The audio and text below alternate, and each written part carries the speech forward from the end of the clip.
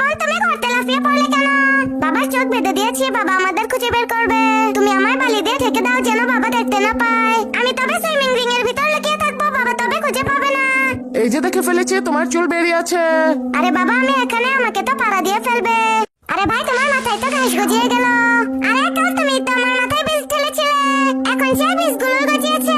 আরে আমি তো ঝেড়ে ফেলে দিয়েছিলাম, দোষ তোমার। ওই তুমি তো আমাকে মাথা ধুতে দাওনি, তোমার নোংরা মাথায় এজন্যই ঘাস গজিয়েছে। আমি তবে সেলুনে গিয়ে মাথায় সব ঘাস কেটে ফেলবো। আরে এটা কি কাটার পর এখন তো আরো বড় হয়ে গজাচ্ছে। আরে মাছটি লাফিয়ে আমার মুখের ভিতর ঢুকে পড়লো। বোন, মাছটি বের করতে আমায় সাহায্য করো। ইস, আমি তো টেনে বের করতে পারছি না, আমার হাতে মাছের কাঁটা ঢুকে গেছে, এখন খুব ব্যথা করছে। আমি হালকা আগুনের ছেঁকা দিচ্ছি, তবে নিজে থেকে বেরিয়ে যাবে। বাবু, তোমার মুখটা কেটে গেছে, আমি ব্যান্ডেজ করে দিচ্ছি। আরে ভাই, তুমি গাড়ির ভিতর পাথর ঢুকাচ্ছ কেন? আমার গাড়ি কাঁপছে কেন? আরে এটা তো ব্লাস্ট হয়ে গেল। এই বাচ্চা, তুই এমনটি করেছিস, চল তোকে ধরে পুলিশের কাছে নিয়ে যাব। পুলিশ আঙ্কেল, আমাকে ছেড়ে দাও। আমার বাবা একজন গাড়ি মেকানিক, বাবা গাড়ি ঠিক করে দেবে। বাবু, ভয় পেও না, যে বাবা গাড়ি ঠিক করে দিচ্ছে। গাড়ি ঠিক হয়ে গেছে, আবার তুমি বাড়ি চলো। আরে আমার নোংরা পানি বেরোলো কেন?